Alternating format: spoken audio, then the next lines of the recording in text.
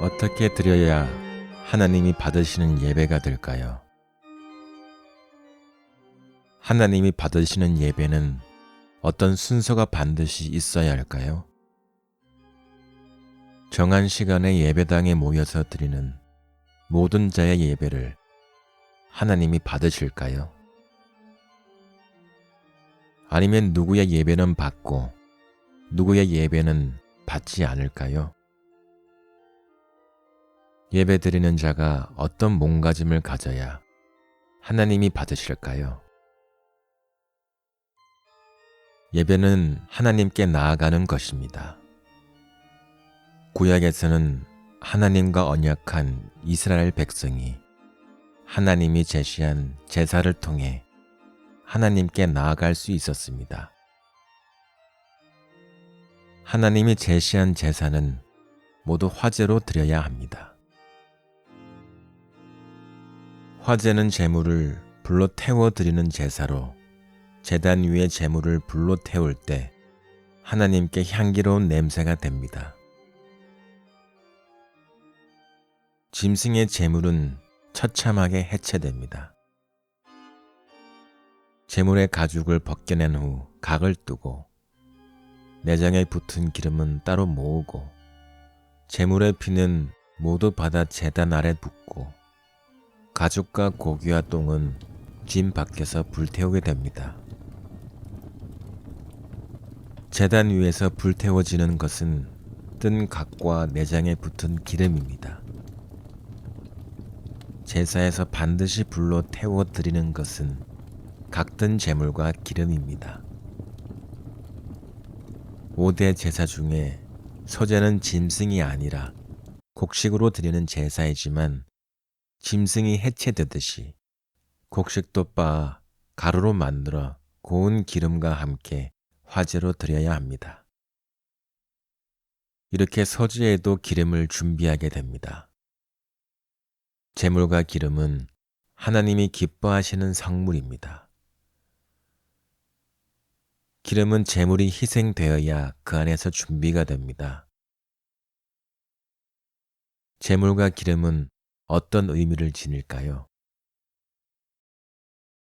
모든 제사에 드려지는 제물은 앞으로 오실 예수를 상징합니다.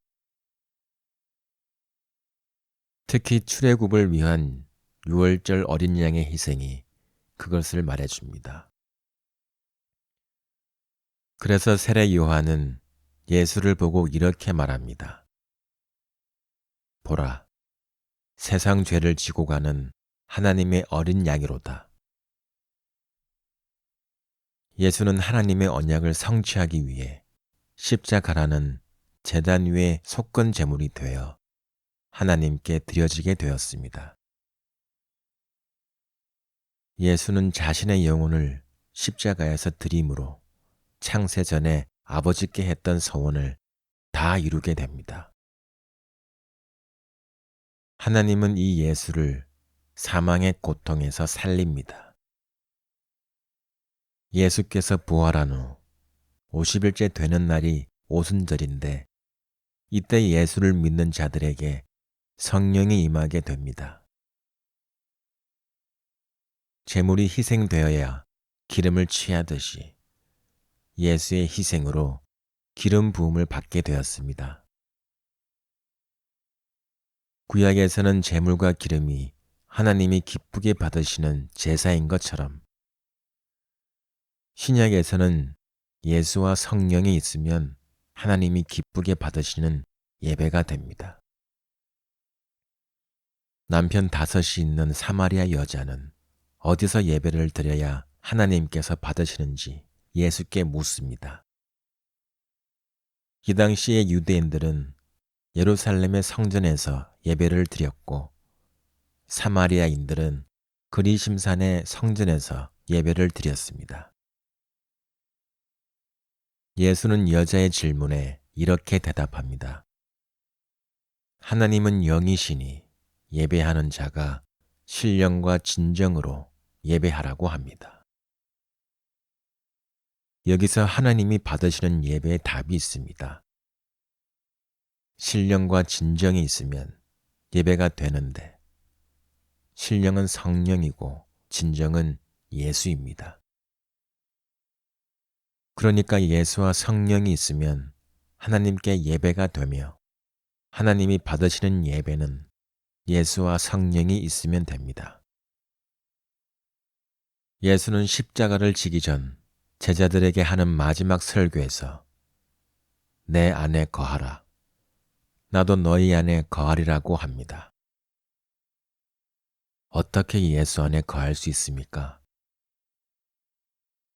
예수를 믿어야 예수 안에 거할 수 있는데 어떻게 예수를 믿을 수 있습니까? 3년이나 예수와 함께 했던 제자들조차도 예수를 주와 그리스도로 믿지 못했습니다. 예수는 제자들에게 나를 증거할 보혜사 성령을 기다리라고 합니다. 또한 성령이 없으면 예수를 주라고 할 수 없다고 합니다. 오순절에 성령이 임함으로 제자들은 예수를 주와 그리스도로 믿을 수 있었습니다. 지금도 마찬가지입니다. 성령이 임해야 예수를 믿을 수 있습니다. 성령 없는 예수 믿음은 가짜입니다. 성도 안에 임한 성령으로 예수를 믿으면 그리스도가 성도 안에 거하게 됩니다. 성도 안에 성령과 그리스도가 있으니 하나님께 예배가 되는 것입니다. 성도가 하나님께 예배가 되었다는 것은 성도가 아들과 아버지와 하나가 되었다는 것입니다. 피조물이 어떻게 창조주 하나님과 하나가 될 수 있습니까? 그야말로 은혜입니다. 성령과 그리스도가 성도 안에 거함으로 하나님께 예배가 되었으니 예배는 행위의 개념이 아니라 관계의 개념입니다. 그러니 예배당이라는 장소에 간다고 예배가 되는 것이 아니며 일요일이라는 시간을 지킨다고 예배가 되는 것이 아닙니다. 성령과 예수가 있으면 일요일에 나들이 가도 예배가 되고 꽃 구경이나 골프하러 가도 예배가 됩니다.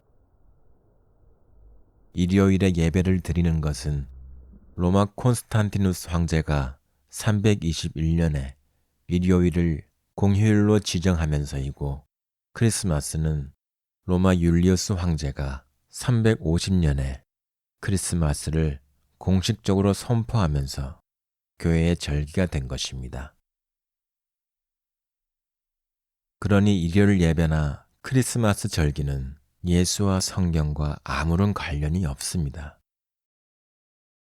콘스탄티누스 황제가 313년의 밀라노 칙령으로 기독교를 공인하면서부터 오늘날에 이르기까지 교회는 조직화되고 제도화되면서 주일 성수와 11조를 공식화하게 되었습니다.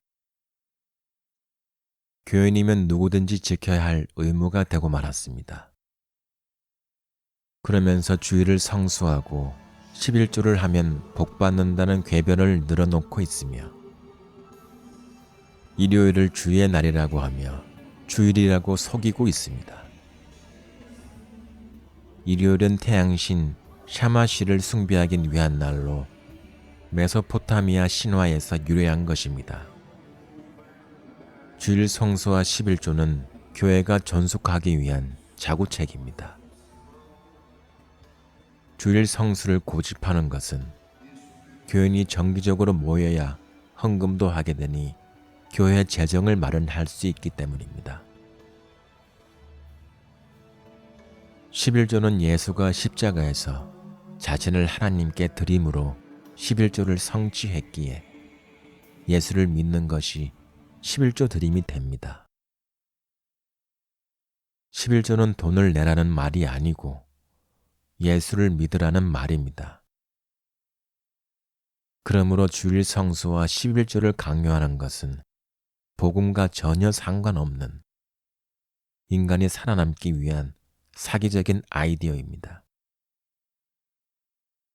예수는 성전 안에서 살기 위해 매매하는 모든 자를 내쫓으시며 돈 바꾸는 자들의 상과 비둘기 파는 자들의 의자를 둘러 엎으시고 너희는 강도의 굴혈을 만든다고 분노했습니다.